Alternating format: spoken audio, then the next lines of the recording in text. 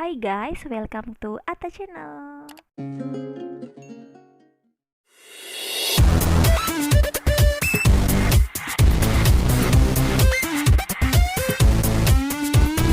Hai, assalamualaikum warahmatullahi wabarakatuh. Kembali lagi bersama kakak Siti Sumarlin.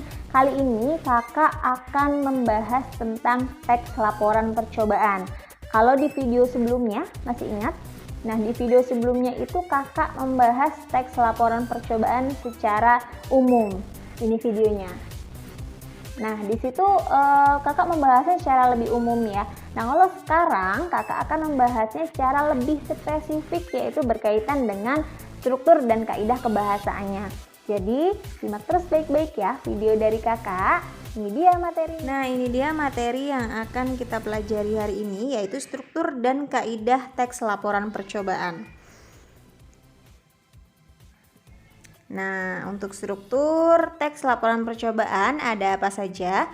Yang pertama ada judul, kemudian yang kedua tujuan, yang ketiga alat dan bahan, yang keempat langkah-langkah, yang kelima hasil percobaan, dan yang terakhir ada simpulan. Nah, jadi dari keenam struktur ini semuanya harus ada dalam sebuah teks laporan percobaan. Jadi ketika kalian membuat, di enam-enamnya ini harus dimunculkan dalam strukturnya. Lanjut ke kaidah kebahasaan. Ada apa saja? Yang pertama ada sinonim dan antonim. Nah, untuk sinonim dan antonim ini tentunya sudah tidak asing lagi, bukan, di telinga kalian. Sinonim itu artinya adalah persamaan makna kata, sementara antonim adalah perlawanan makna kata. Contohnya untuk sinonim, contohnya besar bersinonim dengan akbar, kemudian yang antonim panjang, dia berantonim dengan pendek. Antonimnya panjang adalah pendek. Kaidah kebahasaan yang kedua yaitu kata bilangan. Dari kata pengertiannya ya, kata bilangan ya yang dia terdapat bilangan di situ ya, kata-kata yang berbau bilangan. Contohnya saja ada 1, 2, 3 dan lain-lain. Kalau misalkan di teks laporan percobaan ya biasanya terdapat di langkah-langkah ya. Jadi kayak misalkan ada pertama, kedua, dan selanjutnya. Yang selanjutnya ada kalimat perintah. Nah, kalimat perintah atau kata perintah ini juga sering banget muncul di dalam sebuah teks laporan percobaan, khususnya di struktur yang langkah-langkah. Nah, untuk kalimat perintah ini juga gampang banget kita menandainya. Dengan apa? Biasanya namanya kata perintah itu ada partikel lah biasanya ya. Jadi ada juga akhiran kan, contohnya misalkan siapkan, aduklah, tambahkan, dan lain-lain. Kemudian kaidah kebahasaan yang terakhir ada kata hubung. Nah, untuk kata hubung ini atau konjungsi ini juga biasanya sering muncul dalam struktur yang langkah-langkah ya. Ada apa saja? Dan, tetapi, apabila, saat, jika, dan sehingga, dan masih banyak lagi untuk kata hubung ini. Baik, itu tadi beberapa kaidah kebahasaan yang muncul di dalam sebuah teks laporan percobaan. Nah, ini kita akan mencoba menganalisis kaidah kebahasaan ini ke dalam bentuk teksnya ya. Jadi kita hadirkan contoh, kemudian kita analisis bareng-bareng kaidah kebahasaan apa saja yang muncul di dalam teks tersebut.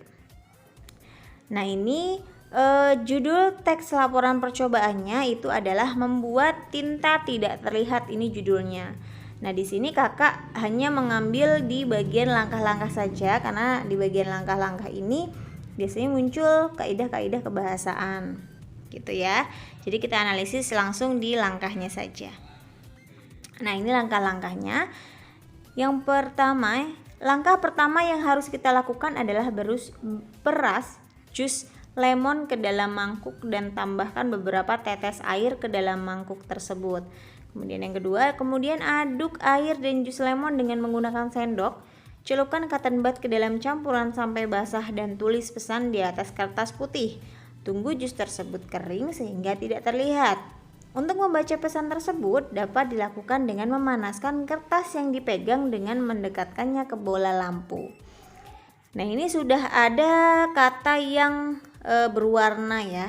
Nanti kita analisis warna merah itu memuat kaidah yang mana, biru yang mana, coklat yang mana, dan hijau yang mana. Kita bahas satu-satu. Kata pertama ini yang berwarna merah, ini merupakan kaidah kebahasan yang mana? Coba diingat-ingat kembali. Iya, kata pertama ini merupakan kaidah kebahasaan kata bilangan. Jadi dia termasuk dalam kata bilangan ya. Kemudian yang kedua berwarna biru. Ini ada katanya, ada kemudian dan sehingga. Nah, ini merupakan apa? Ya, pintar. Benar sekali. Ini merupakan kata hubung atau konjungsi yang sering terdapat dalam sebuah teks laporan percobaan. Kemudian yang ketiga, ada kata yang berwarna coklat. Kata celupkan ini merupakan apa? Ingat, ada kata kan lah, biasanya adalah, iya pintar, adalah kata perintah. Dan yang terakhir berwarna hijau, ini ada kata basah dan kering. Terlihat sekali ya, basah dan kering, berarti ini merupakan sebuah antonim. Jadi kaidah kebahasaan antonim. Baik, itu tadi analisis dari contoh teks laporan percobaan. Mudah-mudahan bisa dipahami, dan ketika nanti ada soal yang berkaitan dengan menganalisis teks, kalian sudah paham. Nah, itu tadi materi dari kakak berkaitan dengan struktur dan kaidah kebahasaan. Mudah-mudahan bisa dipahami dan bisa bermanfaat untuk kalian semua. Tetap jaga kesehatan, tetap semangat belajar, dan tetap di rumah aja. Assalamualaikum warahmatullahi wabarakatuh. Bye-bye.